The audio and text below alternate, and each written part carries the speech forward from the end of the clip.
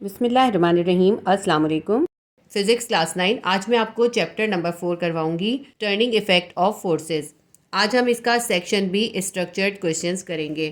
Question number 1 है, define like and unlike forces. हमें like और अनलाइक फोर्सेस डिफाइन करनी है। इसका आंसर आपकी बुक में पेज नंबर 88 पर है। पेज नंबर 88 के ऊपर ये जो हाईलाइटेड हुआ हुआ है ना, ये है लाइक फोर्सेस, और पेज नंबर 89 पे ये हाईलाइटेड पोर्शन जो है ये है अनलाइक फोर्सेस। पहले मैं आपको समझाती हूँ फोर्स क्या चीज़ है। फोर्स की डेफिनेशन आपकी बुक में देखें, यहाँ पर है, ये साइड में लिखा हुआ है। ये जो डू यू नो है ना, इसके अंदर फोर्स की डेफिनेशन है।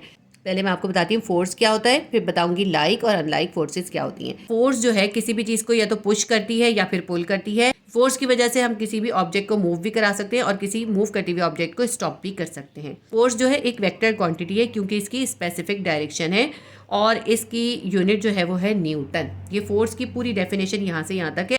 आपने ये ज़रूर याद करनी है, शॉर्ट क्वेश्चन के अंदर इसकी 1 नंबर की डेफिनेशन आती है।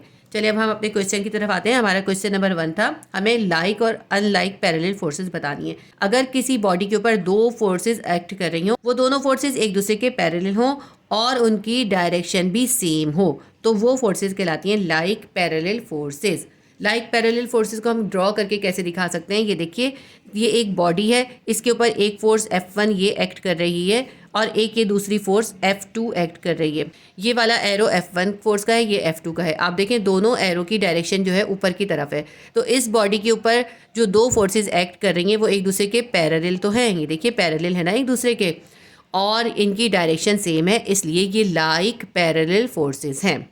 तो किसी बॉडी पे एक्ट करने वाली पैरेलल फोर्सेस जिनकी डायरेक्शन सेम हो वो कहलाती है लाइक पैरेलल फोर्सेस। अगर किसी बॉडी के ऊपर दो फोर्सेस तो एक्ट कर रही हैं लेकिन उनकी डायरेक्शन ऑपोजिट है, जैसे इसके ऊपर देखिए ये F1 फोर्स जो है वो ऊपर की तरफ एक्ट कर रही है और ये F2 फोर्स जो है वो नीचे की तरफ एक्ट कर रही है। इसका एरो ऊपर की तरफ है और इसका एरो नीचे की तरफ है। तो इस बॉडी पे क्योंकि दो ऐसी पैरेलल फोर्सेस एक्ट कर रही हैं जिनकी डायरेक्शन ऑपोजिट है, तो ये वाली फोर्सेस कहलाती हैं अनलाइक पैरेलल फोर्सेस। ठीक है, अब आप इसके अंदर लाइक पैरेलल फोर्स की डेफिनेशन यहाँ से लिखेंगे पेज नंबर 88 पे। The forces that act along the same direction are called like parallel forces. वो फोर्सेस जो सेम डायरेक्शन में एक्ट कर रही हों वो लाइक पैरेलल फोर्सेस कहलाती हैं। ये डेफिनेशन लिखेंगे, उसके बाद आप ये डायग्राम बना दीजिए। ठीक है, उसके बाद आपने अनलाइक पैरेलल फोर्सेस लिखनी है। तो अनलाइक पैरेलल फोर्सेस की आप डेफिनेशन यहाँ से लिखेंगे, the forces that act along opposite directions are called unlike parallel forces. वो फोर्सेस जो कि ऑपोजिट डायरेक्शन में एक्ट कर रही हों वो अनलाइक पैरेलल फोर्सेस कहलाती हैं। और इसकी डायग्राम ये बनेगी इसके अंदर, जिसमें आप एक एरो ऊपर की तरफ दिखा देंगे, एक नीचे की तरफ दिखा देंगे, इससे इनकी डायरेक्शन डिफरेंट पता चल जाएंगी। ये लाइक पैरेलल फोर्सेस की डायग्राम है। लाइक पैरेलल फोर्सेस किसी बॉडी पे एक्ट करती हैं तो उसमें जो रिजल्टेंट फोर्स होती है वो इन फोर्सेस के सम के इक्वल होती है। यानी हमें अगर इस बॉडी के ऊपर एक्ट करने वाली टोटल फोर्स बतानी है तो हम इनके ऊपर जितनी भी फोर्सेस एक्ट कर रही होंगी, क्योंकि उनकी डायरेक्शन सेम है, वो लाइक पैरेलल फोर्सेस हैं, तो उस बॉडी पे जो नेट फोर्स एक्ट कर रही है वो हम इन फोर्सेस के सम से फाइंड कर सकते हैं। तो हमें लाइक पैरेलल फोर्सेस की जो रिजल्टेंट फोर्स निकालनी होगी तो हम कैसे निकालेंगे, F1 plus F2 plus F3 dot dot dot, जितनी भी फोर्सेस हैं उन सबका हम सम निकालेंगे तो हमारे पास रिजल्टेंट फोर्स आ जाएगी। तो लाइक पैरेलल फोर्सेस की डेफिनेशन आपने बुक के पेज नंबर 88 से लिख के फिर ये डायग्राम बनानी है और ये लाइन भी लिखनी है। ठीक है, उसके बाद आप अनलाइक पैरेलल फोर्स की डेफिनेशन 88 पेज से लिखेंगे और फिर आप ये डायग्राम बना लीजिए, वैसे आपकी बुक में है वो भी बना सकते हैं। और फिर आप ये लिखें कि जब अनलाइक पैरेलल फोर्सेस किसी बॉडी पे एक्ट करती हैं तो क्योंकि उनकी डायरेक्शन डिफरेंट होती है तो उन पे जो रिजल्टेंट फोर्स होती है ना वो 0 होती है। अनलाइक पैरेलल फोर्सेस का रिजल्टेंट कैसे निकालते हैं, फोर्स 1 के अंदर हम फोर्स 2 को सम तो निकालते हैं, लेकिन क्योंकि फोर्स 2 का डायरेक्शन ऑपोजिट है इसके साथ हम माइनस लिखते हैं। तो हम लिखेंगे R will be या resultant force will be equals to F1 plus minus minus F2। Resultant force will be equals to F1 minus F2। Unlike parallel forces में जो रिजल्टेंट फोर्स होती है वो दोनों फोर्सेस के डिफरेंस के इक्वल होती है। ठीक है, ये डायग्राम बना के दोनों लाइंस आप इसके अंदर लिख देंगे। तो ये हमारे क्वेश्चन नंबर 1 का पार्ट ए का आंसर हो गया।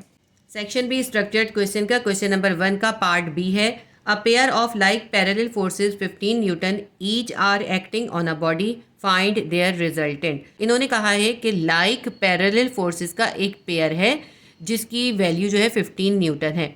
यानी कि दो फोर्सेस हैं, दोनों फोर्सेस का मैग्नीट्यूड जो है 15 न्यूटन है और वो लाइक पैरेलल फोर्सेस हैं। लाइक पैरेलल फोर्सेस क्या होती हैं? लाइक पैरेलल फोर्सेस वो फोर्सेस होती हैं जिनकी डायरेक्शन सेम होती है। इसमें इन्होंने हमें लाइक पैरेलल फोर्सेस दी हैं 15 न्यूटन की, और वो एक बॉडी पे एक्ट कर रही हैं। हमें उन फोर्सेस का रिजल्टेंट बताना है कि उस बॉडी के ऊपर टोटल कितनी फोर्स लग रही है। इसको अब हम सॉल्व करते हैं। पहले आपको मैं थोड़ा सा एक्सप्लेन कर दूं। सपोज कीजिए ये एक बॉडी है, इसके ऊपर दो फोर्सेस एक्ट कर रही हैं। ये F1 फोर्स है और ये F2 फोर्स है। ठीक है, दो फोर्सेस हैं F1 एंड F2। दोनों फोर्सेस लाइक पैरेलल फोर्सेस हैं। लाइक पैरेलल फोर्सेस वो फोर्सेस होती हैं जिनकी डायरेक्शन सेम होती है। तो देखिए मैंने दोनों का एरो ऊपर की तरफ बनाया जिससे दोनों फोर्सेस की सेम डायरेक्शन पता चल रही है। तो अगर हमें ये बताना है कि इस बॉडी के ऊपर ये जो लाइक पैरेलल फोर्सेस एक्ट कर रही हैं, इन दोनों का नेट रिजल्टेंट फोर्स क्या होगी। तो जब लाइक पैरेलल फोर्सेस किसी बॉडी पे एक्ट करती हैं तो रिजल्टेंट फोर्स जो होती है वो उन फोर्सेस का सम होती है। यानी उन फोर्सेस को अगर हम प्लस कर देते हैं तो हमारे पास रिजल्टेंट फोर्स आ जाती है। ठीक है, ये होता है रूल। अगर लाइक फोर्सेस एक्ट कर रही होती हैं तो रिजल्टेंट जो होता है वो सम निकाल कर आता है, और अगर अनलाइक फोर्सेस किसी बॉडी पे एक्ट करती हैं तो फिर रिजल्टेंट का फॉर्मूला डिफरेंट होता है। ये मैं आपको इसका पार्ट सी के अंदर बताऊंगी। सॉल्व करते हैं। हमारे पास F1 कितनी है? F1 हमारे पास है 15 न्यूटन, और F2 कितनी है? F2 भी हमारे पास 15 न्यूटन है। ठीक है, और हमें इसकी रिजल्टेंट फोर्स बतानी है। अच्छा, इसके ऊपर हम ये वेक्टर का साइन डालेंगे क्योंकि ये फोर्सेस वो फोर्सेस हैं जिनकी हमें डायरेक्शन पता है। जब हमें डायरेक्शन पता होती है तो वो वेक्टर क्वांटिटी होती है। ये दोनों फोर्सेस जो है वेक्टर क्वांटिटी हैं। तो हम इसका रिजल्टेंट कैसे निकालेंगे? हम F1 प्लस F2 कर देंगे तो हमारे पास रिजल्टेंट फोर्स आ जाएगी। रिजल्टेंट फोर्स क्या होगी हमारे पास? 15 प्लस 15। जब लाइक पैरेलल फोर्सेस एक्ट करेंगी किसी बॉडी पे तो उन दोनों का सम निकालेंगे तो हमारे पास रिजल्टेंट फोर्स आ जाएगी। 15 प्लस 15 कितनी हो जाएगी? 30 न्यूटन। ये हमारा इसका आंसर है। अब इस क्वेश्चन का हम पार्ट सी करते हैं। क्वेश्चन नंबर 1 का पार्ट सी है, two unlike parallel forces 10 newton each acting along same line, find their resultant. इन्होंने कहा है दो अनलाइक फोर्सेस हैं और दोनों का मैग्नीट्यूड कितना है? 10 न्यूटन है। दो 10 न्यूटन की अनलाइक पैरेलल फोर्सेस किसी बॉडी पे एक्ट कर रही हैं, हमें उसका रिजल्टेंट बताना है। को ड्रॉ करके बताती हूँ मैं आपको। ये वैसे ज़रूरी नहीं है बनाना, मैं आपको समझाने के लिए बता रही हूँ। ये एक बॉडी है, इस पर दो 10 न्यूटन की फोर्सेज एक्ट कर रही हैं। F1 फोर्स हो गई ये, और F2 फोर्स जो है वो नीचे की तरफ एक्ट कर रही है। क्योंकि ये अनलाइक पैरेलल फोर्सेस हैं। अनलाइक पैरेलल फोर्सेस की डायरेक्शन ऑपोजिट होती है। ये पैरेलल तो होती हैं बट ऑपोजिट डायरेक्शन में होती हैं। देखिए ये भी पैरेलल थी, ये भी पैरेलल हैं, लेकिन ऑपोजिट डायरेक्शन में होती हैं। जब हमारे पास अनलाइक पैरेलल फोर्सेस होती हैं तो उनका रिजल्टेंट फोर्स जो निकालते हैं वो डिफरेंट होती है। हम क्या करेंगे? F1 प्लस, क्योंकि देखिए इसकी डायरेक्शन ऑपोजिट है ना F2 की, तो हम लिखेंगे माइनस F2। अगर हम इसको सॉल्व करें तो F1 plus minus minus F2 आ जाएगी। जब भी अनलाइक पैरेलल फोर्सेस किसी बॉडी पे एक्ट करती हैं तो उसकी जो रिजल्टेंट फोर्स होती है वो उन दोनों फोर्सेस के डिफरेंस के बराबर होती है, यानी माइनस करने से आती है। तो अब हम इसको सॉल्व कर लेते हैं। देखिए ये मैंने आपको सिर्फ समझाने के लिए लिखा है, इसका सॉल्यूशन असल में यहाँ से यहाँ तक है। इसका भी मैं सॉल्यूशन करना शुरू करती हूँ। अब हम इसका सॉल्यूशन स्टार्ट करते हैं। ठीक है, सबसे पहले हम डेटा बना लेते हैं। F1 कितनी है हमारे पास, और ये क्योंकि वेक्टर क्वांटिटी है इसके ऊपर हम एरो डालेंगे। F1 भी है 10 न्यूटन, और F2 कितनी है हमारे पास? F2 भी हमारी 10 न्यूटन है। तो हमें रिजल्टेंट फोर्स यानी F फाइंड करनी है। F हम कैसे फाइंड करेंगे? F1 प्लस, और क्योंकि F2 जो है वो हमारे पास माइनस में है, माइनस F2 लिखेंगे हम। ठीक है, तो ये बन जाएगी हमारी resultant force F1 plus minus minus F2। अब इसके अंदर हम वैल्यू सब्स्टिट्यूट कर देते हैं। ये F1 हमारे पास है 10 न्यूटन और F2 हमारे पास है 10 न्यूटन। 10 में से 10 निकालेंगे तो रिजल्टेंट फोर्स कितनी होगी? 0 होगी। जब भी किसी बॉडी पे दो अनलाइक पैरेलल फोर्सेस एक्ट करती हैं तो उनका रिजल्टेंट फोर्स जो होती है, यानी उन पे टोटल जो एक्ट करने वाली फोर्स होती है वो 0 होती है। दोनों फोर्सेस एक दूसरे को कैंसिल कर देती हैं क्योंकि दोनों का मैग्नीट्यूड इक्वल होता है, दोनों पैरेलल होती हैं और ऑपोजिट डायरेक्शन में होती हैं। जब लाइक पैरेलल फोर्सेस किसी बॉडी पे एक्ट करती हैं तो रिजल्टेंट फोर्स यानी उस बॉडी पे टोटल लगने वाली फोर्स जो होती है वो उन दोनों की सम के इक्वल होती है। तो ये हमारा क्वेश्चन नंबर 1 सॉल्व हो गया। चैप्टर नंबर 4 के सेक्शन बी का क्वेश्चन नंबर 2 करेंगे। क्वेश्चन नंबर 2 का पार्ट ए है, describe the head to tail rule of vector addition of forces. तो हमें वेक्टर के एडिशन का जो हेड एंड टेल रूल होता है वो डिस्क्राइब करना है। पहले मैं आपको ये समझाऊंगी, फिर मैं आपको बताती हूँ कि बुक में से आप कहाँ से लिखेंगे। हेड एंड टेल रूल का बहुत आसान सा तरीका होता है। हमें जितने भी वेक्टर्स गिवन किए होते हैं या जितनी फोर्सेस गिवन की होती हैं, हम उनका सबसे पहले एक सूटेबल स्केल लेते हैं। देखिए अगर हमें 15 न्यूटन दिया हुआ है, आप 15 न्यूटन को ड्रॉ नहीं कर सकते ना, तो इसलिए हम इसके लिए सूटेबल स्केल लेते हैं। तो मैंने ऐसे ही एक सपोज कर लिए हैं कुछ फोर्सेस। जैसे हमने सपोज कर लिया हमारे पास F1 फोर्स है 5 न्यूटन और F2 फोर्स हमारे पास है 3 न्यूटन और F3 फोर्स यानी थर्ड फोर्स हमारे पास है 2 न्यूटन। ये ऐसे ही मैंने 3 फोर्सेस सपोज कर ली हैं। अब हम इन तीनों फोर्सेस को यानी 5, 3 और 2 न्यूटन की फोर्सेस को हेड एंड टेल रूल के अकॉर्डिंग ऐड करेंगे। 5 न्यूटन तो हम स्केल पे नहीं बना सकते, तो इसलिए हमें इसका स्केल लेना पड़ेगा। हम सपोज कर लेंगे कि 1 न्यूटन जो है 1 सेंटीमीटर के बराबर है। तो अगर हमें 5 न्यूटन बनाना है तो हम कितना बनाएंगे, 5 सेंटीमीटर बना लेंगे। 3 न्यूटन बनाना है तो हम 3 सेंटीमीटर बना लेंगे और अगर हमें 2 न्यूटन बनाना है तो 2 सेंटीमीटर बना लेंगे। तो हेड एंड टेल रूल का फर्स्ट स्टेप ये है कि हमें जो भी वेक्टर्स गिवन किए होंगे या जो फोर्सेस गिवन की हुई होंगी उनका हम सूटेबल स्केल बना लेंगे। ठीक है, ये हमने फर्स्ट स्टेप कर लिया। अब देखें, सपोज कर लेते हैं कि ये जो F1 है वो ईस्ट की तरफ है। सब मैं सपोज कर रही हूँ, ये सब कोई ज़रूरी नहीं है कि आप ऐसे ही करें, ये मैं सिर्फ आपको समझाने के लिए बता रही हूँ। बुक में है, इसका आंसर बुक से बताऊँगी मैं आपको। F2 फोर्स जो है हमने सपोज कर लिया उसकी डायरेक्शन नॉर्थ की तरफ है और F3 जो है जो 2 न्यूटन की है या 2 सेंटीमीटर जिसे हमें बनाना है वो हम बनाएंगे वेस्ट की तरफ। ये मैंने अपनी तरफ से सपोज किया। अब आपने फर्स्ट स्टेप क्या करा, स्केल बना लिया। सेकंड स्टेप आपने क्या करना है, आपने जो स्केल लिए थे ना उसके हिसाब से आप वेक्टर्स को ड्रॉ कर लेंगे। F1 कितना है, 5 न्यूटन है, तो 5 सेंटीमीटर हमें ड्रॉ करना है और किस तरफ है, वो ईस्ट की तरफ है। तो हम इसको ईस्ट की तरफ ड्रॉ कर लेते हैं इस वेक्टर को। ये हमने 5 सेंटीमीटर का एक वेक्टर ड्रॉ कर लिया। ठीक है जी, ये बन गया F1 वेक्टर।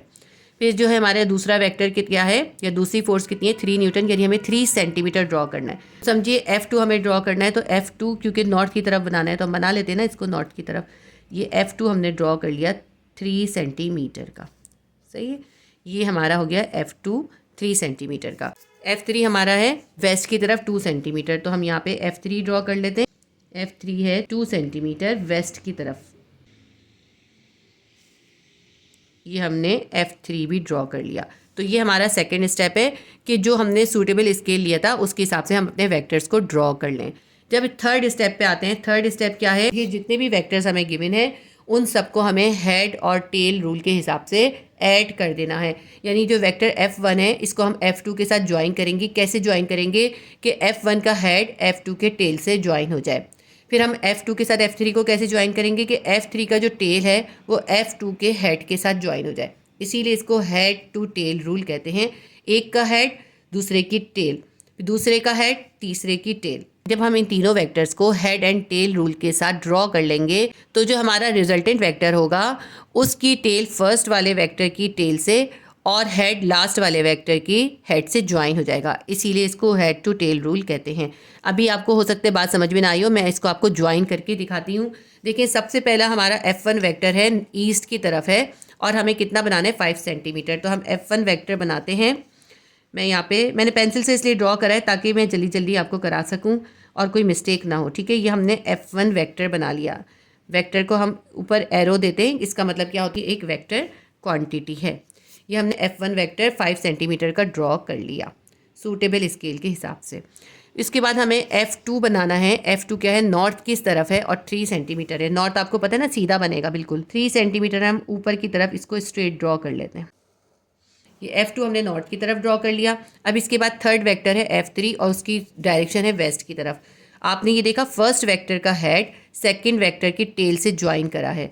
अब इस सेकंड वेक्टर के साथ हमें जो F3 थर्ड वेक्टर ज्वाइन कर रहा है तो हम थर्ड वेक्टर की टेल को इसके हेड से ज्वाइन करेंगे। थर्ड वेक्टर हमें बनाना है वेस्ट की तरफ। F3 बनाना है 2 सेंटीमीटर, तो यहाँ से हम इसको 2 सेंटीमीटर का वेस्ट की तरफ ड्रॉ कर देंगे। किस तरह हमने देखें इन सारे वेक्टर्स को ज्वाइन करा है, एक का हेड दूसरे की टेल, फिर दूसरे का हेड तीसरे की टेल हमने मिला दी है। ये बन गया हेड टू टेल रूल, हमने ज्वाइन कर दिया। अब हम रिजल्टेंट वेक्टर कैसे फाइंड करेंगे। रिजल्टेंट वेक्टर के लिए हम इस फर्स्ट वेक्टर की जो टेल है इसको लास्ट वेक्टर के हेड से मिला देंगे। जब हम ये रिजल्टेंट वेक्टर बनाते हैं ना तो उसकी टेल जो होती है फर्स्ट वेक्टर की टेल से ज्वाइन होती है और उसका हेड जो होता है लास्ट वेक्टर के हेड से ज्वाइन होता है। इसकी पहचान यही होती है कि ये रिजल्टेंट वेक्टर है, क्योंकि ये फर्स्ट वेक्टर की टेल से इसकी टेल मिलती है और लास्ट वेक्टर के हेड से इसका हेड मिलता है। तो ये हमारा रिजल्टेंट वेक्टर बन गया। ठीक है, ये हमारा F3 था। तो आपको समझ में आ गया हेड एंड टेल रूल। ये हेड एंड टेल रूल का थर्ड पॉइंट है कि हम फर्स्ट वेक्टर के हेड को सेकंड वेक्टर के टेल से और सेकंड वेक्टर के हेड को थर्ड वेक्टर के टेल से ज्वाइन कर देंगे, और रिजल्टेंट वेक्टर के लिए हम रिजल्टेंट वेक्टर की टेल को हम फर्स्ट वेक्टर की टेल से और हेड को लास्ट वेक्टर के हेड से ज्वाइन कर देंगे। ये हो गया थर्ड पॉइंट। ठीक है, इस तरह हमें रिजल्टेंट वेक्टर हासिल हो जाएगा। तो बिल्कुल इस तरह आपने ये 3 पॉइंट इसके लिखने। अब आपको मैं समझाती हूँ आपने बुक में से कहाँ तक लिखना है। कोई भी डायग्राम आप इसकी इस तरह बनाकर दिखा सकते हैं, किसी भी मेजरमेंट की, और बगैर किसी मेजरमेंट के भी बना सकते हैं। मैंने आपको सिखाने के लिए सब मेजर करके दिखाया है। और जब इसका आप न्यूमेरिकल करेंगे ना, इसके क्वेश्चन नंबर 2 का पार्ट भी न्यूमेरिकल है, तो आपको ये और भी बहुत अच्छे से समझ में आ जाएगा। बहुत इंपॉर्टेंट क्वेश्चन होता है हेड एंड टेल रूल का, आपने ज़रूर इसे करना है। आपकी बुक में इस क्वेश्चन का आंसर है पेज नंबर 90 के ऊपर। पेज नंबर 90 पे आप ये देखें, ये लिखा हुआ हेड टू टेल रूल। सबसे पहले हेड टू टेल रूल की हेडिंग डालेंगे, उसके बाद आप लिखेंगे step 1 choose a suitable scale. सबसे पहले आप एक सूटेबल स्केल चूज करेंगे। स्टेप 2 में क्या करेंगे, draw all forces vector according to the scale. उस स्केल के अकॉर्डिंग आप तमाम फोर्सेज के वेक्टर ड्रॉ कर लेंगे, जैसे vector A B in this case. जैसे इसके अंदर इन्होंने वेक्टर ए और बी इसका नाम लिया है, ये जो इन्होंने एग्जांपल दिए उसकी यहाँ पे इन्होंने ड्रॉ करा है। स्टेप 3 में क्या करेंगे, now take any vector as first vector and draw next vector in such a way. दोनों वेक्टर में से आप कोई भी एक फर्स्ट वेक्टर के तौर पर लेके ड्रॉ कर लें, जैसे ए को ड्रॉ कर लिया। And draw next vector in such a way that its tail coincides with head of the previous. इस तरह से आपने सेकंड वेक्टर को ज्वाइन करना है, सेकंड वाले की टेल फर्स्ट के हेड से ज्वाइन हो जाए। If number of vectors is more than 2 then continue the process. अगर ये 2 वेक्टर इन्होंने एग्जांपल दिए, अगर 2 से ज़्यादा वेक्टर हो, जैसे मैंने आपको 3 वेक्टर की बनाई है, तो 3 4 जितने भी हों उनको आप इसी तरह हेड टू टेल रूल से कंटिन्यूसली ज्वाइन कर देंगे till last vector is reached, यहाँ तक कि आखिरी वेक्टर भी आप ड्रॉ कर लें। आप हेड एंड टेल रूल के हिसाब से एक की हेड दूसरे के टेल के साथ ज्वाइन करते जाएंगे जब तक कि आपका लास्ट वेक्टर ड्रॉ ना हो जाए। स्टेप 4 क्या है, use a straight line with arrow pointed towards last vector. Step 4 में आपने रिजल्टेंट वेक्टर बनाना है। उसके लिए आपने क्या करना है, एक स्ट्रेट लाइन आपने ड्रॉ करनी है जिसका एरो जो है लास्ट वेक्टर के हेड से ज्वाइन होगा। To join the tail of the first vector with the head of the last vector.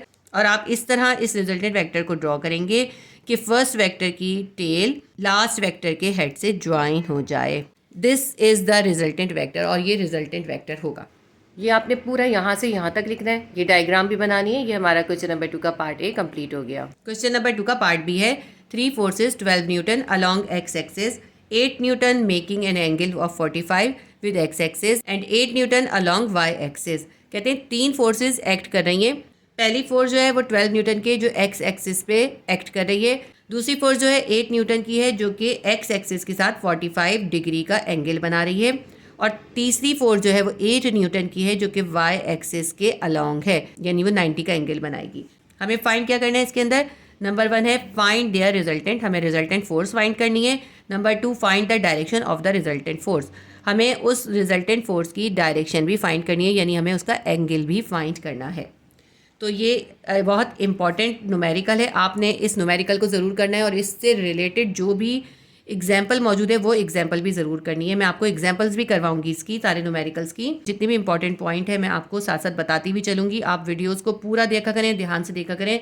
बहुत से इंपॉर्टेंट पॉइंट होते हैं जो कि आपके एग्जाम से रिलेटेड होते हैं, और इंशाल्लाह ताला मैं आपको इस चैप्टर की भी तमाम इंपॉर्टेंट चीज़ें कराऊंगी, बाकी तमाम चैप्टर्स भी कंप्लीट कराऊंगी। इससे पहले मैं आपको फिजिक्स का चैप्टर 1, 2, 3 भी करवा चुकी हूँ। अगर आपने उन चैप्टर्स की कोई भी न्यूमेरिकल या कोई क्वेश्चन का आंसर देखना हो तो आप फिजिक्स क्लास 9 की प्लेलिस्ट में विजिट कर लीजिएगा। आप अपने रिक्वायर्ड सब्जेक्ट की प्लेलिस्ट में चले जाया कीजिए, आपको बहुत आसानी से अपनी रिक्वायर्ड वीडियो मिल जाएगी। तो क्वेश्चन को मैं आपको सॉल्व करके बताती हूँ कि इसको आप कैसे सॉल्व करेंगे। क्वेश्चन नंबर 2 का पार्ट बी का न्यूमेरिकल करना स्टार्ट करते हैं। सबसे पहले हम इसमें डेटा बना लेते हैं। मैंने डायग्राम ऊपर बनाई हुई है, ये आप ऊपर नहीं बनाइएगा, आप यहाँ से स्टार्ट कीजिएगा। सबसे पहले हम डेटा बनाते हैं। F1 फोर्स हमारे पास है 12 न्यूटन और ये एक्स एक्सिस पे एक्ट कर रही है, यानी ये एंगल कितना बना रही है, ये एक्स एक्सिस के साथ एंगल जो है 0 बना रही है, तो इसके साथ जो है एंगल जो है वो 0 है। दूसरी फोर्स हमारे पास यानी F2 है। अच्छा, इसके ऊपर हम ये जो है एरो भी डालेंगे क्योंकि ये वेक्टर क्वांटिटीज़ हैं। तो F2 हमारे पास है 8 न्यूटन। ये जो 8 न्यूटन की फोर्स है ये एक्स एक्सिस के साथ 45 का एंगल बना रही है। तो इसका थीटा कितना है, इसका थीटा है 45 डिग्री अलोंग एक्स एक्सिस। ये सारा आपने डेटा ज़रूर लिखना है। उसके बाद F3 फोर्स है, ये F3 फोर्स जो है एक्स एक्सिस के साथ 90 का एंगल बना रही है, परपेंडिकुलर है। 8 न्यूटन की ही फोर्स है और इसका थीटा कितना है, इसका थीटा है 90 डिग्री के अलोंग वाई एक्सिस है। अलोंग वाई एक्सिस का मतलब भी यही होता है कि 90 का एंगल है, परपेंडिकुलर। अब हम इसका स्केल लिख लेते हैं, स्केल के जरिए ही हम इसको सॉल्व कर सकते हैं। क्योंकि 12 न्यूटन है तो आपको 12 सेंटीमीटर की लाइन ड्रॉ करनी पड़ेगी, 8 की ड्रॉ करनी पड़ेगी, तो बहुत बड़ी डायग्राम हो जाएगी, वो जो यहाँ पे पेज पे नहीं बन पाएगी, तो हमें स्केल लेना पड़ेगा। जब हम ग्राफिकली वेक्टर्स को ऐड कर रहे होते हैं तो हमें स्केल लेना पड़ता है हेड एंड टेल रूल के अकॉर्डिंग। आपने हेड एंड टेल रूल सीखा है, उसके अंदर यही रूल है कि हमें स्केल लेना पड़ता है वेक्टर्स को ऐड करते हुए। 12 न्यूटन है ना हमारे पास, तो हम स्केल ले लेते हैं कि 2 न्यूटन जो है वो 1 सेंटीमीटर के इक्वल होगा। ठीक है, 2 न्यूटन 1 सेंटीमीटर के इक्वल है। यानी कि अगर हमें 12 न्यूटन बनाना है, 12 न्यूटन कितना हो जाएगा, इस 12 को इस 2 से डिवाइड करें, जो स्केल लेते हैं ना उससे डिवाइड करते हैं, हमने 2 लिया है ना, तो 12 को 2 से डिवाइड करें, कितना आ जाएगा 6 सेंटीमीटर। तो यानी आपने जहाँ 12 न्यूटन बनाना है ना, F1 फोर्स आप 6 सेंटीमीटर ड्रॉ करेंगे, ये आ जाएगी आपकी F1। F2 जो है कितनी थी, F2 थी 8 न्यूटन। 8 न्यूटन को सेंटीमीटर में कन्वर्ट करें, इस 8 को इस 2 से ही डिवाइड करें, 2 4 ज़ा 8, तो आप 4 सेंटीमीटर ड्रॉ करेंगे। F3 भी आपकी 8 न्यूटन है तो वो भी 4 सेंटीमीटर ही बनेगी। ये हमने स्केल बना लिया इसका। अब हम इन फोर्सेस को इस स्केल के अकॉर्डिंग ड्रॉ करेंगे। मैंने यहाँ डायग्राम बनानी है इसलिए मैं दोबारा से ऊपर स्केल लिख रही हूँ। 2 newton is equals to 1 centimetre. 12 newton कितनी हो जाएगी, इस 12 को हम 2 से डिवाइड करेंगे, हमारे पास हो जाएगी 6 सेंटीमीटर। सेकंड हमारी फोर्स है 8 न्यूटन, 8 को भी इस 2 से डिवाइड करें, 2 4 ज़ा 8, 4 सेंटीमीटर। तो हमारी देखें F1 कितनी है, 6 सेंटीमीटर ड्रॉ करेंगे, F2 हम 4 सेंटीमीटर ड्रॉ करेंगे और F3 भी हमारी 8 न्यूटन है तो ये भी हम 4 सेंटीमीटर ही ड्रॉ करेंगे। एंगल्स मैंने आपको बता दिए, F1 का जो है 0 एंगल है, F2 का जो है 45 एंगल है और F3 का 90 एंगल है। इसको हम ड्रॉ करते हैं। सबसे पहले हम F1 बनाएंगे, 12 न्यूटन यानी 6 सेंटीमीटर ड्रॉ करते हैं और इसकी डायरेक्शन क्या बनाएंगे, इसकी हम डायरेक्शन राइट और लेफ्ट कहीं भी रख सकते हैं, लेकिन हमें एक्स एक्सिस पे बनानी है क्योंकि इसकी डायरेक्शन उन्होंने कहते हैं एक्स एक्सिस पे, तो एक्स एक्सिस जो होता है वो सीधी लाइन बनानी है। F1 बना लेते हैं 6 सेंटीमीटर की। F1 6 सेंटीमीटर का ड्रॉ कर दिया। कितना है F1, 6 सेंटीमीटर है। इसके बाद हमें F2 बनाना है 8 न्यूटन और इसका इन्होंने बताया था कि ये एक्स एक्सिस के साथ एंगल बना रहा है 45 का। तो ये एक्स एक्सिस को हम थोड़ा सा ऐसे करके ड्रॉ कर लेते हैं ताकि हमें पता चले कि ये एक्स एक्सिस है, इसके ऊपर हमने 45 का एंगल ड्रॉ करना है। ये जहाँ पे इसका हेड का एंड है, इस हेड के ऊपर हम इसका पॉइंट रखेंगे और 45 का एंगल बनाएंगे।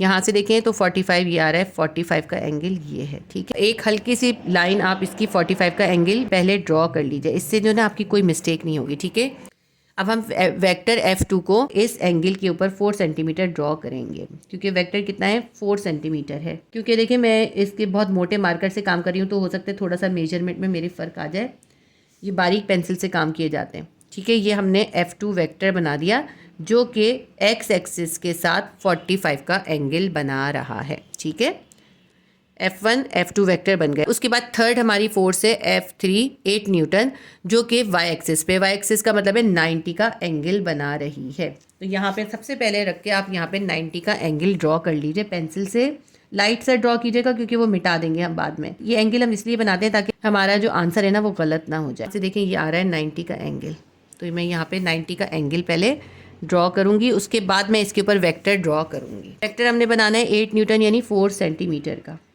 4 सेंटीमीटर का वेक्टर हम यहाँ से ड्रॉ कर लेते हैं। ये आ गया 4 सेंटीमीटर का वेक्टर F3 हमने बना लिया, कितना है 4 सेंटीमीटर। ठीक है, अब ये हमारे वेक्टर्स ड्रॉ हो गए। तो ये जो हमने ये एंगल्स की लाइंस डाली थी ना, इसकी हमें ज़रूरत नहीं है, इसको हम मिटा देंगे। ये हमने सिर्फ इसलिए डाली थी ताकि हमारे वेक्टर जो हैं वो गलत ना हो जाएं।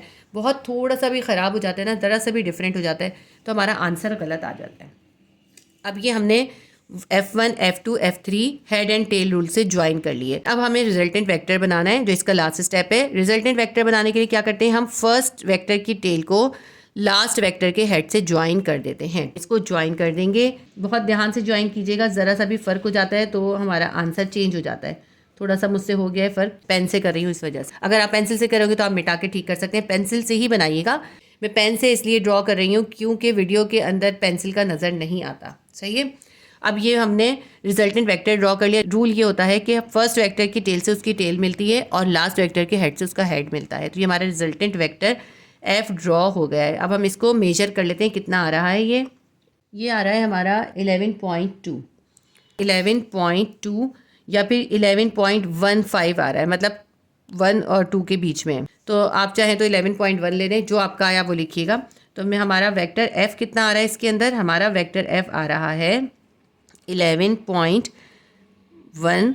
अब ये 11.1 जो है ना, ये सेंटीमीटर में आया है। इसको हम न्यूटन में कन्वर्ट करेंगे तो हमने स्केल क्या लिया था, हमने 2 न्यूटन 1 सेंटीमीटर के लिया था। तो हम जो भी हमारा आंसर आएगा उसको हम 2 से मल्टीप्लाई कर देंगे। इसका आंसर क्या आ जाएगा, 22.2 न्यूटन। ये न्यूटन में कन्वर्ट हो गया और हमारा आंसर भी आ गया। अब ये थोड़ा सा देखें बेतरतीब हो गया है काम। आपने इसको इस तरह से नहीं करना। आपने सबसे पहले ये डेटा बनाना है और ये सब इसके अंदर सॉल्व करके दिखाना है, स्केल लिखना है, उसके नीचे आपने ये डायग्राम बनानी है। ठीक है, मैंने क्योंकि डायग्राम पहले से बनाई हुई थी ना, इसलिए थोड़ा सा ये इस तरह से हो गया है। आप इसके ऊपर लिख लीजिए, ये इंपॉर्टेंट क्वेश्चन है और इसको आपने बहुत अच्छी तरह करना है। मेजरमेंट चेंज हो सकती है, एंगल चेंज हो सकते हैं, लेकिन इस तरह का क्वेश्चन आपके एनुअल एग्जाम में आता है। और इस चैप्टर से एक क्वेश्चन एनुअल एग्जाम में न्यूमेरिकल का आता है।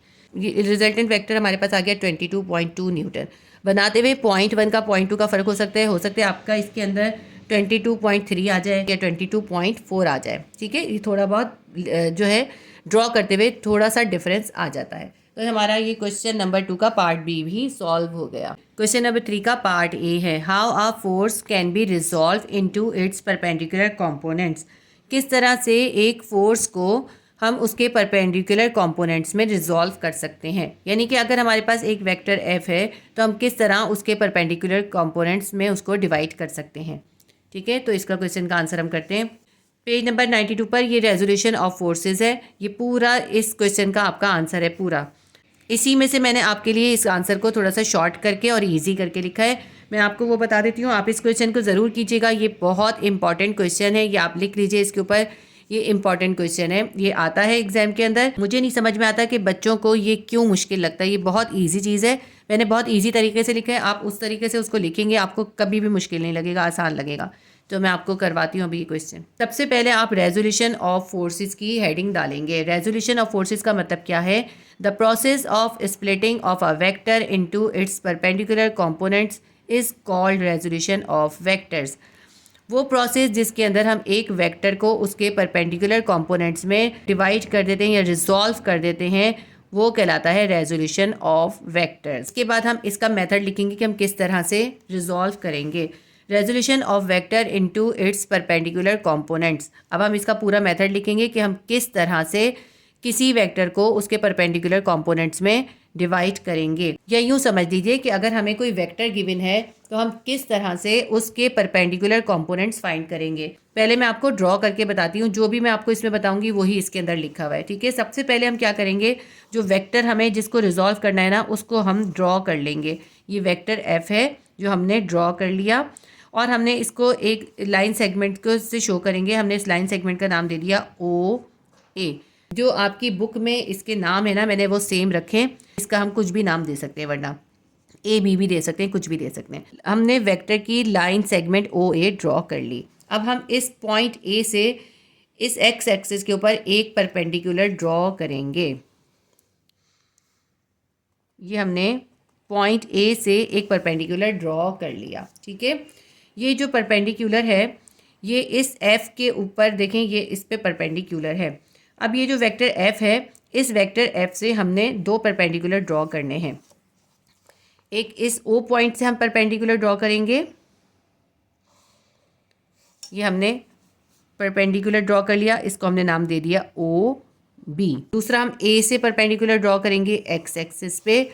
ये ओ बी और बी ए वेक्टर एफ के परपेंडिकुलर कंपोनेंट्स है। क्योंकि वेक्टर का component O B X axis पे है तो ये क्या है, ये एफ एक्स है, वेक्टर का एफ एक्स कॉम्पोनेंट है।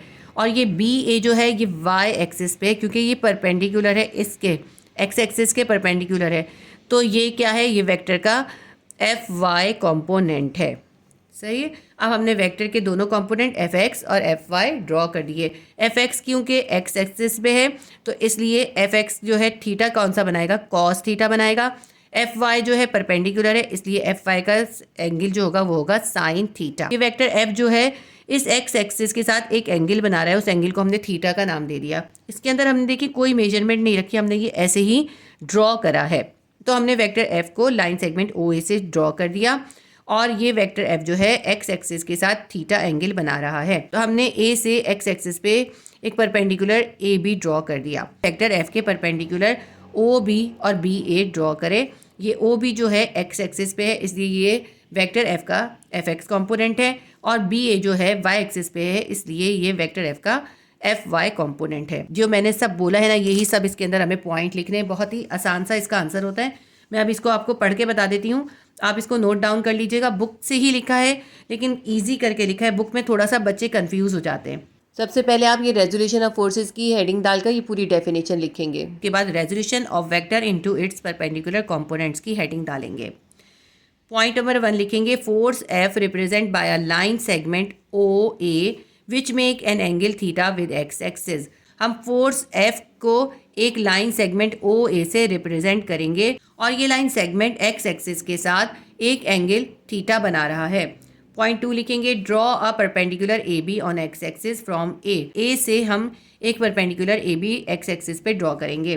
पॉइंट 3 है, draw perpendicular components of vector F O B is equals to F X and B A is equals to F Y. उसके बाद हम वेक्टर एफ के परपेंडिकुलर कंपोनेंट ओ बी और B A draw करेंगे। O B F X होगा और B A F Y के equal होगा। पॉइंट 4 है, in right angle triangle A O B. अब ये देखें, ये जो हमारी है ना एक राइट एंगल ट्रायंगल बन गई है ए ओ बी। हम कह रहे हैं इस राइट एंगल ट्रायंगल के अंदर एफ एक्स जो है वो कॉस थीटा है और एफ वाई जो है वो साइन थीटा है। इसके बाद हम लिखेंगे, in right angle triangle A O B F X is equals to F cos theta and F Y is equals to F sine theta. देखिए कितना आसान सा है, सिर्फ और सिर्फ एक दो बार पढ़ के ही इसको बहुत आसानी से लिखा जा सकता है। इंपॉर्टेंट क्वेश्चन है, आपने इसको बहुत अच्छे से करना है।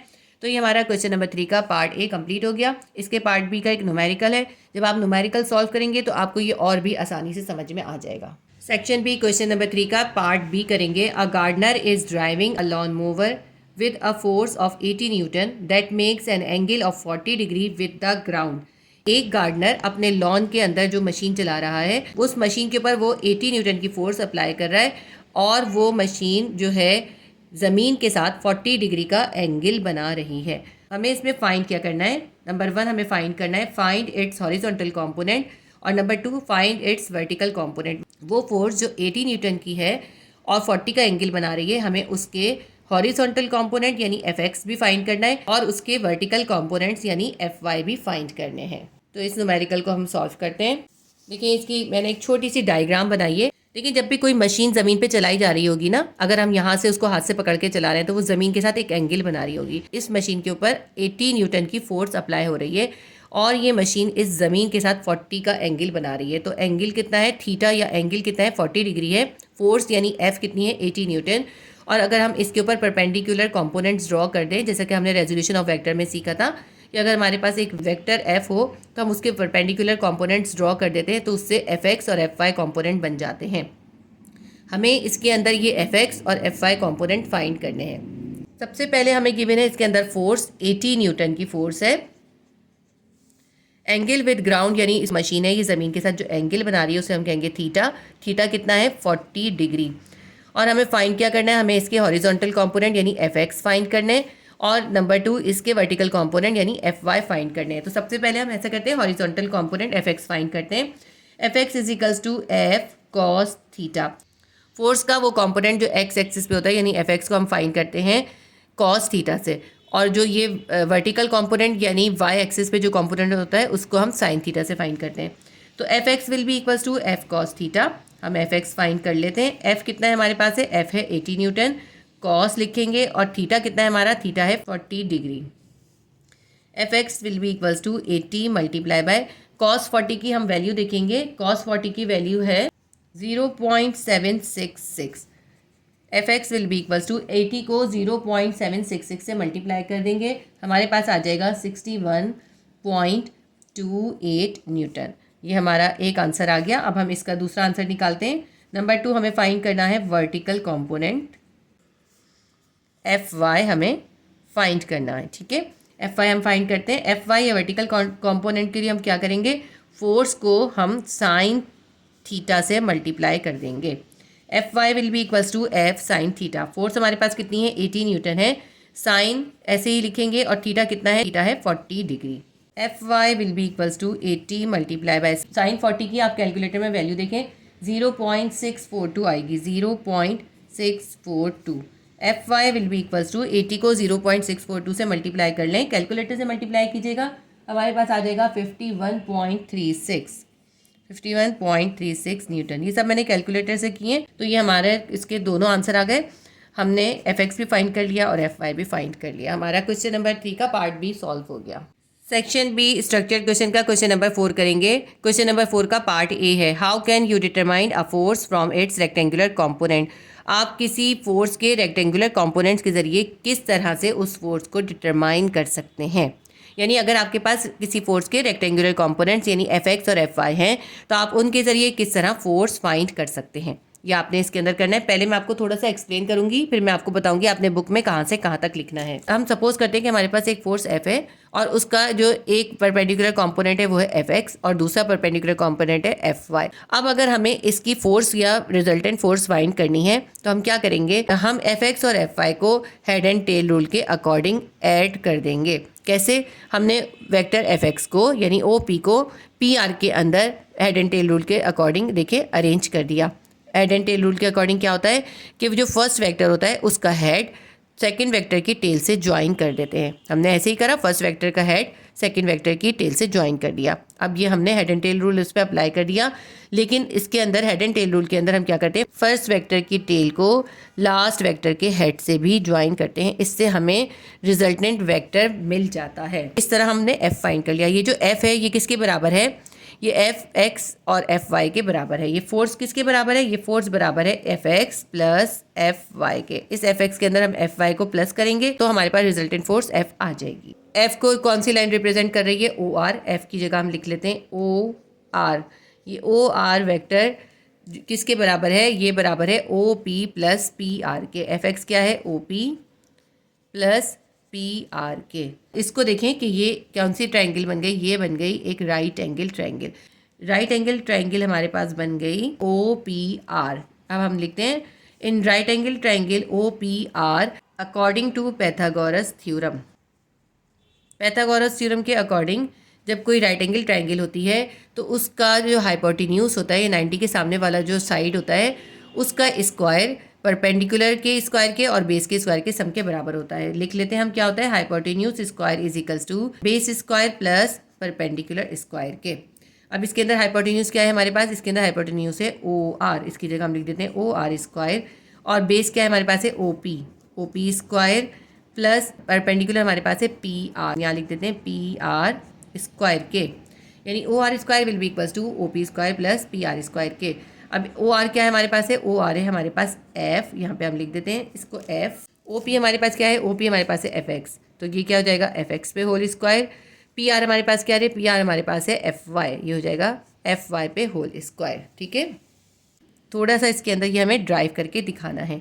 यहाँ पे भी एफ पे भी स्क्वायर आएगा, एफ स्क्वायर हमारा बराबर हो गया F X square plus F Y square के। हम क्या कर देते हैं, स्क्वायर रूट बोथ साइड, दोनों तरफ हम स्क्वायर रूट कर देंगे। एफ स्क्वायर के ऊपर भी स्क्वायर रूट कर देंगे, F X square plus F Y square इसके ऊपर भी स्क्वायर रूट कर देंगे। इस स्क्वायर से एफ के स्क्वायर से ये अंडर रूट कैंसिल हो जाएगा। एफ किसके बराबर आ जाएगा, एफ बराबर आ जाएगा F X square plus F Y square के। ठीक है, तो ये हमने फोर्स फाइंड कर ली रेक्टेंगुलर कॉम्पोनेंट से। अगर हमें किसी फोर्स के रेक्टेंगुलर कंपोनेंट गिवन होंगे तो हम इस फॉर्मूले के ज़रिए उसकी फोर्स फाइंड कर लेंगे। अभी हम इसका जो पार्ट बी है ना, क्वेश्चन नंबर 4 का पार्ट बी, उसके अंदर हम इसी फॉर्मूले से फोर्स एफ फाइंड करेंगे। ठीक है, तो ये हमने फोर्स फाइंड कर ली, लेकिन ये फोर्स जो है इसके साथ कितना एंगल या थीटा बना रही है ये भी हमें फाइंड करना है। अब हमें ये एंगल थीटा फाइंड करना है, तो हम क्या लिखेंगे, tan theta will be equals to perpendicular upon base. Perpendicular upon base होता है, परपेंडिकुलर के अंदर क्या है, परपेंडिकुलर है हमारे पास पी आर और बेस है ओ पी, तो इधर हम लिख देते हैं P R divided by O P के। ये पी आर जो है ये किसको रिप्रेजेंट कर रहा है, एफ वाई को, यहाँ हम लिख देते हैं एफ वाई। और ये ओ पी किसको रिप्रेजेंट कर रहा है, ओ पी रिप्रेजेंट कर रहा है एफ एक्स को, यहाँ हमने लिख दिया एफ एक्स। तो टेन थीटा किसके बराबर आ गया हमारे पास, F Y upon F X के। अगर हमें ये थीटा फाइंड करना हो किसी भी फोर्स का कि वो फोर्स कितना एंगल बना रही है एक्स एक्सिस के साथ, तो हम क्या करेंगे, थीटा को यहीं छोड़ देंगे, 10 को उधर ले जाएंगे। हम यहाँ क्या कर देंगे, 10 inverse multiply by F Y upon F X. F Y upon F X ऐसे ही रह गया, ये थीटा के साथ 10 था, ये इक्वल के दूसरी तरफ आ गया, तो ये हो गया 10 इनवर्स। अब ये भी आप न्यूमेरिकल में सीखेंगे कि 10 इनवर्स कैसे फाइंड करेंगे। तो इस क्वेश्चन के अंदर हमें ये पूरा मेथड इसी तरह से लिखना है। बुक में लिखा हुआ है और ये मैंने बुक से ही करा है। आप चाहें तो इससे कर लीजिए और अगर आप चाहें तो बुक से कर लीजिएगा, लेकिन इसके अंदर हमें ऊपर कुछ लाइंस भी ऐड करनी होगी। तो ये है तो बुक से ही ना, आप बुक से ही कर लीजिएगा। मैं अभी आपको बुक से भी पढ़ के इसको समझा देती हूँ। इस क्वेश्चन का आंसर आपकी बुक में पेज नंबर 93 पर है। आप ये वाली हेडिंग नहीं डालेंगे, आप डालेंगे कॉम्पोजिशन ऑफ वेक्टर की हेडिंग, कॉम्पोजिशन ऑफ वेक्टर, ये हेडिंग डालेंगे आप। और इस हेडिंग के बाद आप यहाँ इफ से लेके कॉम्पोजिशन तक लिखेंगे। किसी फोर्स के रेक्टेंगुलर कंपोनेंट्स के ज़रिए उस फोर्स को डिटरमाइन करना या उस फोर्स को कैलकुलेट करने को, फाइंड करने को हम कहते हैं कॉम्पोजिशन ऑफ वेक्टर। तो हम इसको लिखेंगे कैसे, if the perpendicular components of a force are known, अगर हमें किसी फोर्स के परपेंडिकुलर कंपोनेंट्स मालूम हो, then the process of determining the force itself from the perpendicular components is called composition। तो उन perpendicular components के ज़रिए फोर्स को डिटरमाइन करने को या फाइंड करने के प्रोसेस को कहते हैं composition। ठीक है, ये composition of vector की डेफिनेशन देनी है। उसके बाद आप determining of force from its perpendicular components, ये हेडिंग देंगे। इस हेडिंग के बाद आप जो नेक्स्ट पेज पे ये पूरा है, यहाँ से लेके यहाँ तक ये आपने पूरा लिखना है। जो मैंने अभी आपको लिख के दिखाया है ना, ये सब वही है जो मैंने लिखा है ना, उसके अंदर आप ये 2 लाइंस ऐड कर लीजिएगा। उसके बाद बाकी सारा पूरा वही बुक वाला ही है। ये वाली डायग्राम आपने लाजमी तौर पे बनानी है और ये भी बहुत इंपॉर्टेंट क्वेश्चन है। तो अब मैं इसको पढ़ती जाती हूँ और आपको बताती जाती हूँ। यहाँ पे हेडिंग देनी है आपने, determining the force by its rectangular component. उसके बाद आप ये लिखेंगे, suppose F X and F Y are the perpendicular components of the force F. Suppose करें कि एफ एक्स और एफ वाई जो है किसी फोर्स एफ के 2 परपेंडिकुलर कॉम्पोनेंट्स हैं and are represented by line segment O P and P R, और इनको हम जाहिर कर रहे हैं लाइन सेगमेंट ओ पी और पी आर से। ठीक है, देखें ये एफ एक्स और एफ वाई हैं और इनको हम लाइन सेगमेंट ओ पी और पी आर से जाहिर कर रहे हैं। Applying the head and tail rule, अब हम इन दोनों के ऊपर जब हेड एंड टेल रूल के अकॉर्डिंग इनको ज्वाइन कर देते हैं तो क्या होता है, O R will be equals to O P plus P R के। ये ओ पी प्लस पी आर किसके इक्वल आ जाएगा, ओ आर के। Hence O R represent the force F. ये ओ आर जो है ये फोर्स एफ को रिप्रेजेंट करता है, whose X and Y components are F X and F Y. और इस फोर्स के जो एक्स और वाई कॉम्पोनेंट है वो है एफ एक्स और एफ वाई। यानी एफ या फोर्स जो है टोटल फोर्स किसके बराबर है, F will be equals to F X plus F Y के। इसके बाद ये काट दीजिए यहाँ से, इन द मैग्नीट्यूड ऑफ, ये पूरी लाइन काट दें। इसके बाद लिखें, apply Pythagoras theorem to the right angle triangle O P R. ये जो राइट एंगल ट्रायंगल बन गई है ना ओ पी आर, इसके ऊपर पाइथागोरस थ्योरम अप्लाई कर देंगे। पाइथागोरस थ्योरम क्या होता है, hypotenuse square is equals to base square plus perpendicular square. तो हाइपोटेन्यूज हमारे पास क्या है, वो है ओ आर, बेस क्या है हमारे पास ओ पी, और पी आर क्या है, ये है परपेंडिकुलर। हाइपोटेन्यूज की जगह हम लिख देंगे O R square will be equals to O P square plus P R square. अब देखें ओ आर क्या है, इसमें देखें डायग्राम में ओ आर है एफ, ओ पी है एफ एक्स और पी आर है एफ वाई। यहाँ पे हम इसकी जगह पे ये लिख देते हैं, ओ आर की जगह हमने लिख दिया F square will be equals to O P की जगह हो जाएगा F X square plus P R square की जगह हो जाएगा एफ वाई स्क्वायर। ठीक है, ये आ गया इसकी जगह पे। अब हम क्या करेंगे, दोनों तरफ अंडर रूट कर देंगे, square root both side. Square root both side करा तो हमारे पास आ गया F will be equals to under root F X square plus F Y square. तो ये हमने रिजल्टेंट वेक्टर या एफ फाइंड कर लिया इस तरह। ठीक है, फोर्स हमें फाइंड हो गई। अब इसकी हमें डायरेक्शन भी फाइंड करनी है, यानी एंगल या थीटा फाइंड करना है। उसके लिए हम क्या करेंगे, tan theta will be equals to, tan theta किसके बराबर होता है, परपेंडिकुलर अपॉन बेस के। परपेंडिकुलर हमारे पास है पी आर और बेस क्या है ओ पी, हमने लिख दिया P R upon O P. P R हमारे पास क्या है इसके अंदर, एफ वाई है और ओ पी क्या है, एफ एक्स है। पी आर की जगह लिख दिया एफ वाई, ओ पी की जगह लिख दिया एफ एक्स। अब हमारे पास आ गया tan theta is equals to F Y upon F X के। देखिए हमें तो थीटा फाइंड करना है ना, एंगल फाइंड करना है, तो 10 को हम इक्वल के इस तरफ ले जाएंगे एफ एक्स और एफ वाई के पास। लेकिन थीटा यहाँ रह गया, 10 जो है इक्वल के इस तरफ चला गया एफ एक्स और एफ वाई के पास, तो ये बन गया 10 inverse. Theta will be equals to 10 inverse F Y upon F X. 10 inverse को हम F Y upon F X के रेशो से मल्टीप्लाई कर देंगे तो हमारे पास एंगल या थीटा पता चल जाएगा। हमें पता चल जाएगा कि फोर्स की डायरेक्शन कितनी है। फोर्स हम इस फार्मूले से फाइंड कर लेंगे और थीटा से हम इसकी फोर्स की डायरेक्शन फाइंड कर लेंगे। तो ये हमारा क्वेश्चन नंबर 4 का पार्ट ए हो गया। अब इसका पार्ट बी में न्यूमेरिकल है, अब न्यूमेरिकल सॉल्व करेंगे। क्वेश्चन नंबर 4 का पार्ट बी है, horizontal and vertical components of a force are 4 newton and 3 newton respectively. एक फोर्स है जिसके हॉरिजॉन्टल और वर्टिकल कंपोनेंट 4 न्यूटन और 3 न्यूटन है। फाइंड, हमें फाइंड क्या करना है इसके अंदर, नंबर 1 हमें फाइंड करना है रिजल्टेंट फोर्स, हमें एफ फाइंड करना है। नंबर 2 हमें फाइंड करना है डायरेक्शन ऑफ रिजल्टेंट फोर्स, हमें इस रिजल्टेंट फोर्स की डायरेक्शन फाइंड करनी है, यानी हमें थीटा या एंगल फाइंड करना है। पार्ट के अंदर जो फॉर्मूला बनाया था उस फॉर्मूले के जरिए ही हम इस न्यूमेरिकल को सॉल्व करेंगे। डेटा बना लेते हैं। सबसे पहले हमें इसके अंदर फोर्स के हॉरिजॉन्टल और वर्टिकल कंपोनेंट यानी एफ एक्स और एफ वाई गिवन किया है। एफ एक्स कितना है 4 न्यूटन और एफ वाई कितना है 3 न्यूटन। तो ये दोनों हमें गिवन किए और हमें एफ इसमें फाइंड करना है, तो ये इसलिए मैंने ड्रॉ कर लिया। देखिए कितना आसानी से इससे आप फाइंड कर सकते हैं। एफ हमें फाइंड करना है और यहाँ जो ये एंगल बन रहा है ना, ये भी हमें इसके अंदर फाइंड करना है। ये दो चीज़ें फाइंड करनी है। एफ एक्स हमें 4 न्यूटन गिवन है, एफ वाई 3 न्यूटन गिवन है। तो horizontal component F X is equals to 4 newton है, वर्टिकल कंपोनेंट्स यानी F Y is equals to 3 newton है। फोर्स हमें इसके अंदर फाइंड करनी है और थीटा भी हमें फाइंड करना है। फॉर्मूला हम यूज़ करेंगे F is equals to under root F X square plus F Y square. इससे हम फोर्स बहुत आसानी से फाइंड कर लेंगे। एफ एक्स हमारे पास कितना है, एफ एक्स से हमारे पास 4 न्यूटन, 4 न्यूटन का स्क्वायर कर देंगे। और एफ वाई हमारे पास कितना है, एफ वाई हमारे पास है 3 न्यूटन, इसका भी स्क्वायर कर देंगे। F will be equals to 4 का स्क्वायर करेंगे 16, 3 का स्क्वायर करेंगे 9 आ जाएगा हमारे पास। 3 3 ज़ा 9, 4 4 ज़ा 16, 16 में 9 प्लस करेंगे हमारे पास कितना आ जाएगा, F will be equals to under root 25। 25 का अंडर रूट करें तो कितना आ जाएगा, देखें 5 5 सा 25 होता है ना, तो 5 जो है इसका अंडर रूट निकल आएगा। 25 का अंडर रूट होता है 5। चाहे तो आप एक स्टेप और कर लें इस तरह लिख के, तो 5 इस तरह कॉमन निकाल दें। तो F will be equals to 5 newton. ये हमारे पास इसका आंसर आ गया। ठीक है, 5 न्यूटन इसका आंसर है। ये जो फोर्स इस पर अप्लाई हो रही है ये है 5 न्यूटन। अब हमें इसके फोर्स का डायरेक्शन फाइंड करनी है। यहाँ पे आप डायरेक्शन फाइंड करेंगे, डायरेक्शन ऑफ फोर्स यानी थीटा हम इसके अंदर फाइंड करेंगे। थीटा का फाइंड करने का फॉर्मूला होता है theta will be equals to tan inverse multiply by F Y upon F X. याद रखिएगा एफ वाई ऊपर आता है और एफ एक्स नीचे आता है। थीटा हम यानी डायरेक्शन ऑफ फोर्स फाइंड कर लेंगे इससे। tan इनवर्स ऐसे ही लिखेंगे अभी हम। और एफ वाई की वैल्यू क्या है, एफ वाई हमारे पास था 3 न्यूटन और एफ एक्स कितना था 4 न्यूटन। यहाँ पे हम लिख देते हैं मल्टीप्लाई बाय 3 डिवाइडेड बाय 4। ठीक है, एफ वाई 3 था, एफ एक्स हमारा 4 था। Theta will be equals to tan inverse अभी ऐसे ही लिख लेते हैं। 3 को 4 से डिवाइड करें हमारे पास आ जाएगा 0.75। अब 0.75 का हम tan का इन्वर्स देखेंगे।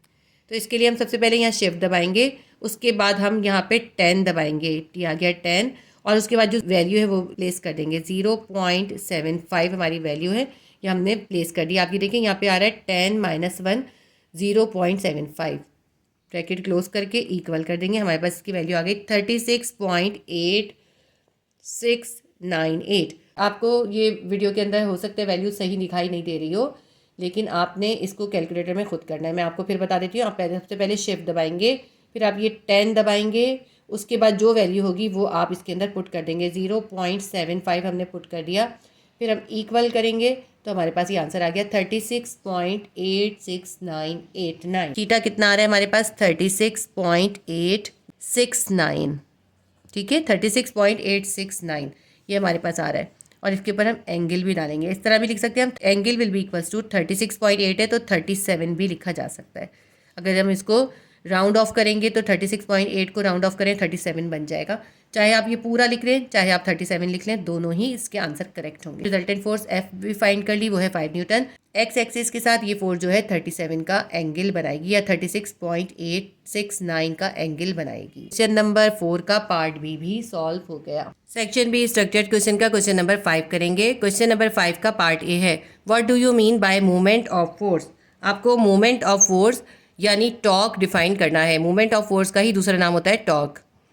तो आपको इसके अंदर टॉर्क डिफाइन करना है। मैं आपको पहले ये एक्सप्लेन करूंगी, उसके बाद मैं आपको बुक से मार्क कराऊंगी कि आपने कहाँ से और क्या लिखना है। मैंने आपको टॉर्क को एक्सप्लेन करने के लिए ये एक व्हील ड्रॉ करा है। ये मैंने ऐसे ही रफ सा ड्रॉ करा है ताकि मैं आपको इजीली एक्सप्लेन कर सकूं। वो बॉडीज जो अपने एक्सिस पे मूव कर सकती हैं, उनके ऊपर जब हम फोर्स अप्लाई करते हैं तो उनके अंदर मूवमेंट पैदा होती है या वो अपने एक्सिस पे रोटेट करती हैं या मूव करती हैं। उसे कहते हैं टर्निंग इफेक्ट या टॉर्क। यानी अगर हम किसी ऐसी बॉडी के ऊपर फोर्स अप्लाई करते हैं जो अपने एक्सिस पे मूव कर सकती है, तो उस फोर्स की वजह से उस बॉडी के अंदर टर्निंग इफेक्ट या टॉर्क प्रोड्यूस होता है। लेकिन जैसे क्योंकि डोर है तो डोर अपने एक्सिस पे मूव कर रहा होता है। एक हद तक ही डोर को आप खोल सकते हैं, एक हद से ज़्यादा आप उसे नहीं खोल सकते, तो उसका एक्सिस है। तो हम डोर के हैंडल पे या डोर के ऊपर अपने हाथ की फोर्स अप्लाई करके डोर को ओपन करते हैं और क्लोज करते हैं, यानी उसके एक्सिस पे मूव करते हैं, यानी उसके अंदर टर्निंग इफेक्ट प्रोड्यूस करते हैं।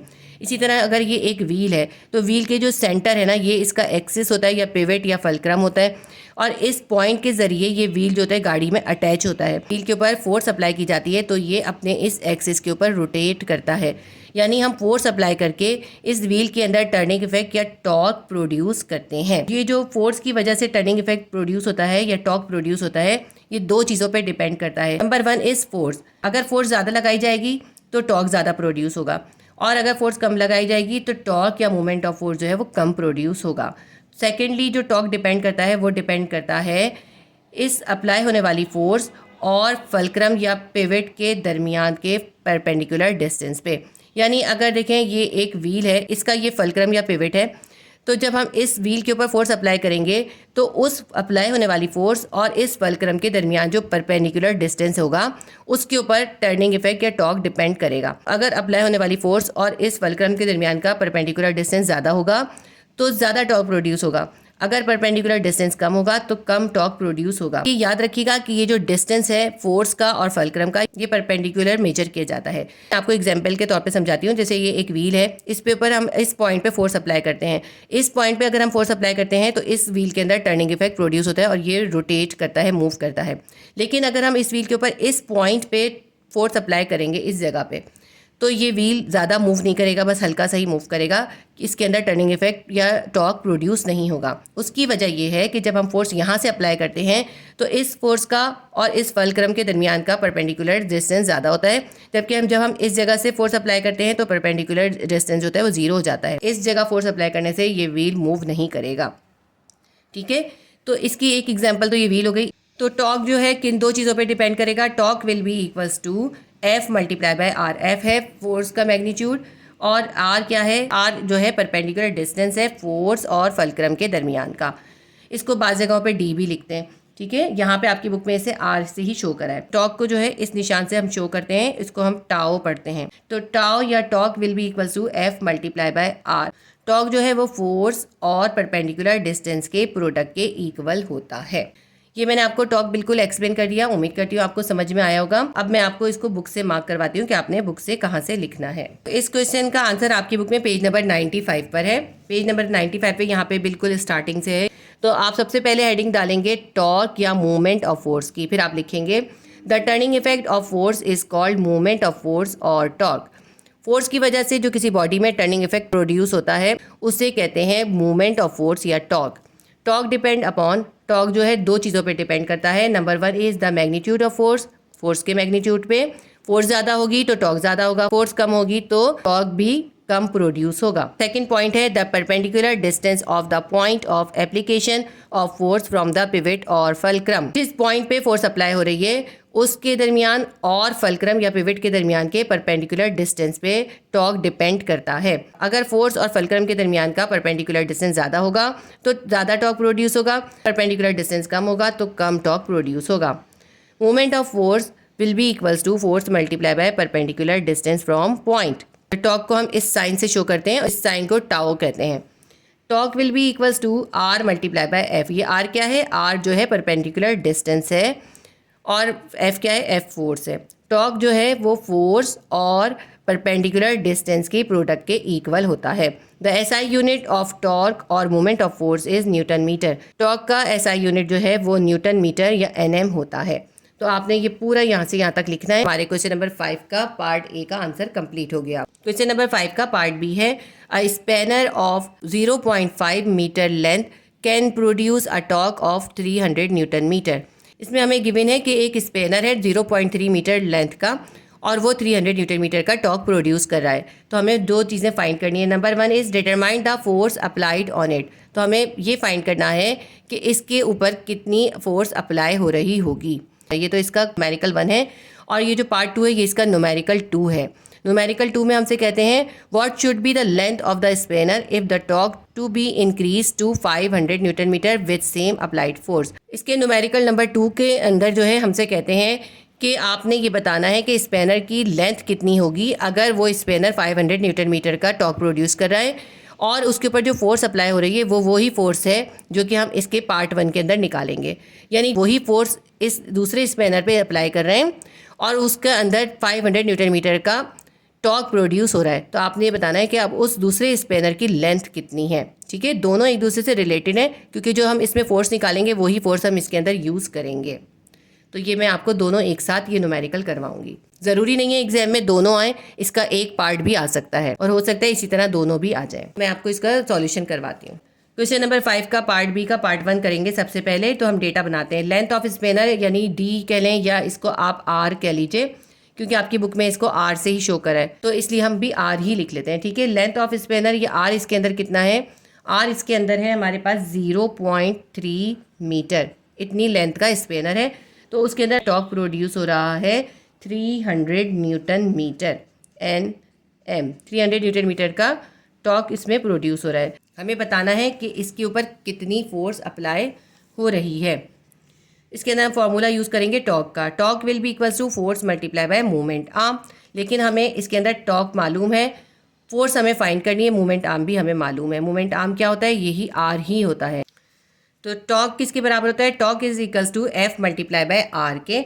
हमें इसके अंदर टॉर्क मालूम है और फोर्स हमें फाइंड करनी है तो हम फोर्स को यहाँ पे छोड़ देते हैं। आर को जो है हम टॉर्क के पास ले जाएंगे। यहाँ मल्टीप्लाई हो रहा है, टॉर्क के पास जाके डिवाइड हो जाएगा। क्या इक्वेशन बन जाएगी? हमारी इक्वेशन बन जाएगी F will be equals to torque divided by R. ठीक है, अब इसके अंदर हम वैल्यू सब्स्टिट्यूट कर देते हैं और इसका आंसर निकाल लेते हैं। टॉर्क हमें गिवन था 300 न्यूटन और आर हमारे पास है 0.3। 300 को 0.3 से आप कैलकुलेटर से डिवाइड करें तो आपके पास आंसर आ जाएगा 1000 न्यूटन। ठीक है, कितनी फोर्स अप्लाई होगी? 1000 न्यूटन की फोर्स इस पे अप्लाई होगी। अब हम इसका क्वेश्चन नंबर 5 का पार्ट बी का पार्ट 2 करते हैं। ये जो पार्ट 2 है ये पार्ट 1 से ही रिलेटेड है क्योंकि हमें इसके अंदर ये कहा है कि जो पार्ट 1 के अंदर फोर्स निकली है ना वही फोर्स इसके अंदर हमें यूज़ करनी है। यानी कितनी फोर्स अप्लाई होगी? 1000 न्यूटन की फोर्स अप्लाई हो रही है जिससे टॉर्क प्रोड्यूस हो रहा है 500 न्यूटन मीटर का। हमें फाइंड करना है कि उस स्पेनर की लेंथ कितनी होगी यानी मोमेंट ऑफ आर्म कह लें। मोमेंट ऑफ आर्म कितना होगा? इसको हमने इसमें डी से शो करा है लेकिन आपकी बुक में क्योंकि आर से शो करा है हम आर ही लिखते हैं। तो लेंथ ऑफ स्पेनर यानी आर हमें इसके अंदर फाइंड करना है। फॉर्मूला हम वो यूज़ करेंगे, torque is equals to F multiply by R होता है। तो हमें इसमें आर फाइंड करना है, हम आर को यहीं छोड़ देंगे और एफ जो है आर के साथ मल्टीप्लाई हो रहा है, इक्वल की दूसरी तरफ जाएगा, टॉर्क के पास जाएगा, जाके डिवाइड हो जाएगा। हमारी इक्वेशन बन जाएगी R will be equals to torque divided by F. अब इसके अंदर हम वैल्यू सब्स्टिट्यूट कर देते हैं। टॉर्क को हमें डिवाइड करना है फोर्स से। टॉर्क हमारे पास है 500 न्यूटन मीटर, हमें इस टॉर्क को डिवाइड करना है फोर्स से। फोर्स हमारे पास है 1000 न्यूटन। 500 को 1000 से डिवाइड करेंगे हमारे पास आ जाएगा 0.5 मीटर। 1/2 कह लें या 0.5 मीटर कह लें। तो ये हमारा क्वेश्चन का आंसर आ गया। क्वेश्चन नंबर 5 के पार्ट 1 का आंसर आया है 1000 न्यूटन और पार्ट 2 का आंसर आया है 0.5 मीटर। तो हमने क्वेश्चन नंबर 5 बी के पार्ट 1 और पार्ट 2 दोनों सॉल्व कर लिए। इस वीडियो में मैंने आपको क्वेश्चन नंबर 1 से क्वेश्चन नंबर 5 तक कंप्लीट करा दिए। नेक्स्ट वीडियो में यानी पार्ट 2 में मैं आपको इसके क्वेश्चन नंबर 6 से क्वेश्चन नंबर 9 तक कंप्लीट करवा दूंगी। अगर वीडियो आपके लिए हेल्पफुल रही तो वीडियो को लाइक कीजिए, शेयर कीजिए और सब्सक्राइब कर लीजिए ताकि इसी तरह मैं आपके लिए हेल्पफुल वीडियोस बनाती रहूं। अल्लाह हाफिज़।